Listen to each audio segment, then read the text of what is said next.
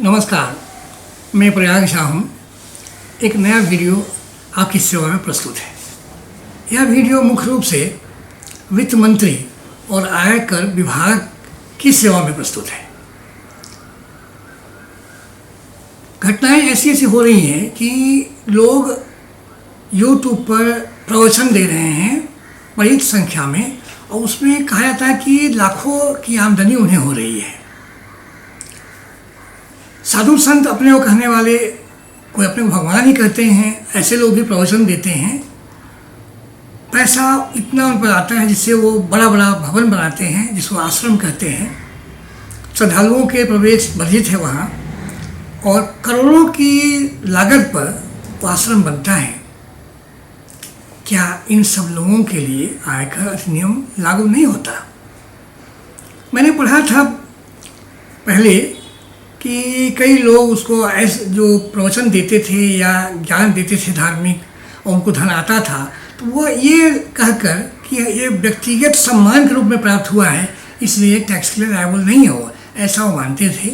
लेकिन कोर्ट ने उनकी बात नहीं मानी। ये किसी पुरोहित को, जो संत महात्मा अपने को कहते थे और श्रद्धालु उनके साथ आते थे उनसे सीखने के लिए, प्रवचन सुनने के लिए, एक श्रद्धालु ने उन्हें एक बड़ी महंगी कार दे दी गिफ्ट में। तो इनकम टैक्स अधिकारी को इस पर ध्यान आया, उन्होंने कहा कि ये तो कार टैक्सेबल होगा, इसका जो भी इसका मूल्य है वो टैक्स के दायरे में आएगा। उन्होंने टैक्स लगाया, मामला आगे बढ़ा, बहुत तरह की बातें हुई उसमें। अंत में जाकर कोर्ट ने कहा कि नहीं, ये श्रद्धा जरूर है उसमें देने वाले के मन में, लेकिन ये जो मिला है वो उनके व्यक्तिगत ज्ञान और परिश्रम और वोकेशन से मिला है। जो प्रवचन कहते हैं वो और कुछ नहीं, एक वोकेशन है, उनका एक व्यवसाय है, उनका एक प्रोफेशन है, इसलिए उनको ये मिला है। तो ये उनका प्रोफेशनल इनकम होगा और ये टैक्सेबल होगा, ऐसा कहा।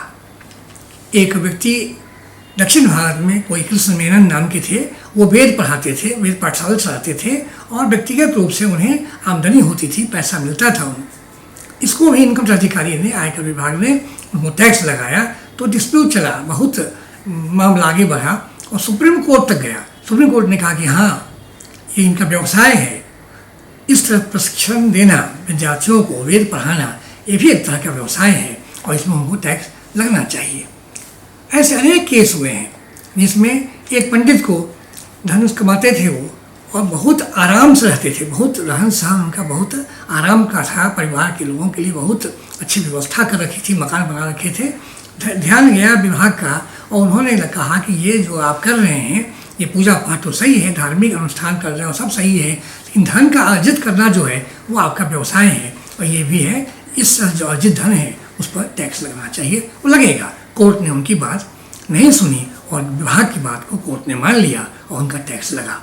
तो इस तरह मुझको लगता है कि आज जो प्रवचन कर रहे हैं लोग, अनेक लोग तो प्रवचन कहते हैं धार्मिक, लेकिन वो कहते हैं एंटरटेनमेंट के लिए। आप सुनिए तो लगेगा कि वो धर्म से ज़्यादा अधिक एंटरटेनमेंट की बात करते हैं, लोगों को मनोरंजन करते हैं लोगों का वो, और खूब धन कमाते हैं। तो क्या आयकर विभाग उनका धन देखता है कितना आ रहा है? क्या वो टैक्स लगाता है? क्या सब? ये मेरा वीडियो बनाने का एक उद्देश्य ये था, मुख्य रूप से एक सूरजपाल सिंह नाम का पुलिस का कांस्टेबल, जिस पर कोई शिकायत होती है और वो इंक्वायरी के डर से नौकरी छोड़ देता है, और बाद में समाज में आकर वो प्रवचन देना शुरू करता है, और धीरे धीरे प्रवचन के लिए वो इतना लोकप्रिय हो जाता है कि अपने को वो साकार हरि कहता है, भोले बाबा कहता है। वो इस तरह करके वो 24 महल बनाता है, इसको वो आश्रम कहता है। वो आश्रम नहीं है, क्योंकि वहाँ कोई जाता आता नहीं है, जाने की किसी अनुमति नहीं होती है, श्रद्धालु को भी नहीं, शिष्यों को भी नहीं।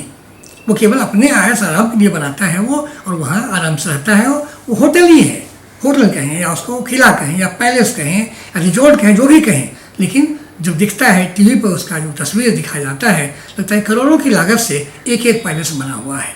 तो क्या विभाग ने कभी देखा कि ये पैसा उनके पास आया, वो कहाँ से आया? ऑब्वियसली साफ है कि प्रवचन करके उन्होंने पैसा कमाया है, और प्रवचन करना जो है अपने आप में एक वोकेशन है, एक प्रोफेशन है, एक ऑक्यूपेशन है, या आय का सोर्स है, तो ये तो टैक्सेबल है उनका। तो क्या विभाग ने टैक्स लगाने की चेष्टा की क्या? आजकल का नियम जो है इनकम टैक्स धारा 56 में साफ साफ लिखा है कि कोई गिफ्ट भी मिलता हो किसी को, पर्सनल गिफ्ट, किसी कारण से, श्रद्धा के कारण, आदर के कारण, सम्मान के कारण, तो 50,000 से ऊपर गिफ्ट होने पर वो टैक्सेबल होता है, टैक्स के दायरे में आता है। तो इतने जो लोग प्रवचन दे रहे हैं और लाखों लाख कमा रहे हैं और धन संग्रह कर रहे हैं, क्या वो टैक्स देते हैं? क्या आयकर विभाग इस विषय में सचेत है, सजग है और देख रहा है इनको? हमको लगता है कि नहीं देख रहा है। अगर देखता तो कोई इतना निर्भीक नहीं होता, इतना निडर नहीं होता। इस तरह वो प्रवचन करते करते और लोगों को मरते देखकर भाग नहीं जाता।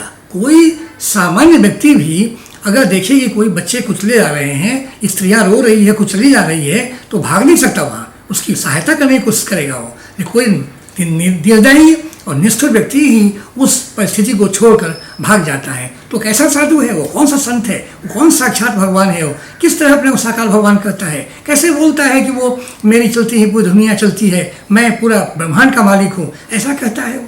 और समाज चुपचाप देख रहा है उसको, न पुलिस की चिंता है उसको। वो बोलता है कि हम तो अपनी भीड़ हम नियंत्रण करते हैं, पुलिस को मेरे पास आने की ज़रूरत नहीं है, हम सब खुद करते हैं। तो ऐसे कैसे हो जाता है? सुना है कि पुलिस ने यह भी कहा है कि कोई निर्दोष था, उसने कोई गलती ही नहीं की है। तो ये सब बातें जो समाज में आ रही है, इसके पीछे एक बड़ा कारण मेरी समझ से है ब्लैक मनी का जमा होना। लोगों के पास ब्लैक मनी, काला धन की तादाद बहुत अधिक हो गई है।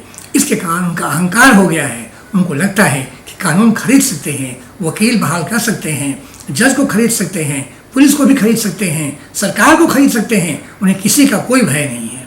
तो ब्लैक मनी का संग्रह करना, संचय होना, उसका जमा होना अपने आप में एक बहुत बड़ा समाज के लिए प्रॉब्लम है, समस्या है, और उसका निदान करना आवश्यक है। समाज में कई परिस्थितियों के लिए अलग अलग एजेंसियां बनी हुई है, जैसे लॉ एंड ऑर्डर के लिए पुलिस है, विकास कार्य के लिए कलेक्ट्रेट है, डिस्ट्रिक्ट कलेक्टर है, कानून व्यवस्था और ये जुडिशरी है न्याय व्यवस्था के लिए, शेयर बाजार में कोई अगर त्रुटि होती है उसके लिए सेबी है। उसी तरह से ब्लैक मनी का संग्रह और उसको रोकना, ये सब काम के लिए आयकर विभाग बनाया गया है। तो क्या आयकर विभाग ये काम दृढ़ता से कर रहा है? कैसे उनको पता नहीं चला कि गांव-गांव में बड़ा बड़ा, आगरा में कहाँ कहाँ बड़ा बड़ा महल बन गया करोड़ों रुपए की लागत से, और पता नहीं उनको, कुछ देखा नहीं, पूछा नहीं किसी को कि ये महल कैसे बन गया, टैक्स दिया क्या इस पर आपने, कैसे अर्जित हुआ, ये देखा नहीं गया। तो मेरा ऐसा लगता है, मेरा विचार में, कि ब्लैक मनी का संग्रह होने से, बहुत बड़ी तादाद में ब्लैक मनी जमा होने से समाज के लिए बहुत बड़ा खतरा है, समाज के लिए बहुत बड़ा प्रॉब्लम है, बहुत बड़ा क्राइम का सोर्स हो जाता है वो ब्लैक मनी। अब देखिए, को 26 साल का लड़का बड़ी गाड़ी में चलता है, रात भर शराब पीता है और सुबह 5 बजे सुबह एक निर्दोष व्यक्ति को कुचल देता है।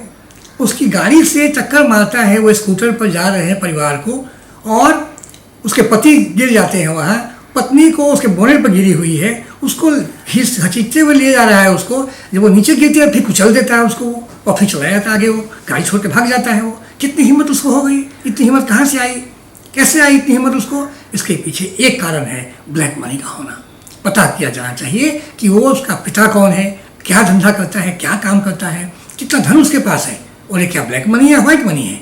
जरूर ब्लैक मनी होगा। बहुत बिना ब्लैक मनी के बिना ऐसा अहंकार नहीं होता आदमी में।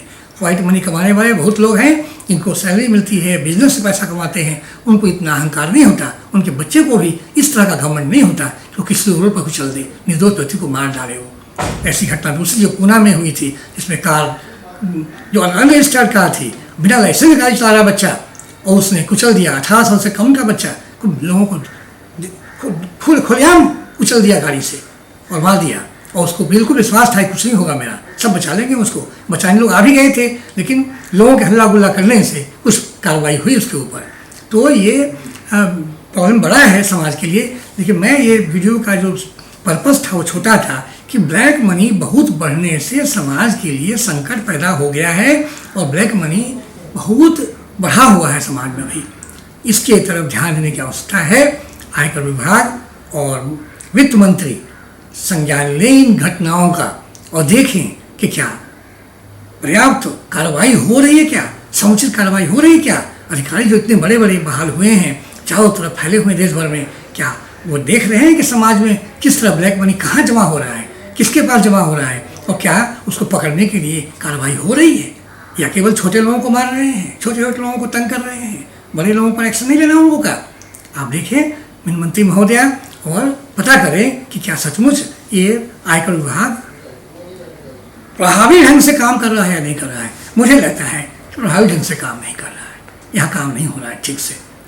लोग बहुत कॉम्प्लेसेंट हो गए हैं, उनको समाज की चिंता नहीं रह गई है, नौकरी के अलावा कुछ उनको चिंता नहीं है। आप ध्यान दें, और इस पर ये बड़ा कारण है, बड़ा संकट का कारण बन रहा है ये ब्लैक मनी, और इसका नियंत्रण होना जरूरी है।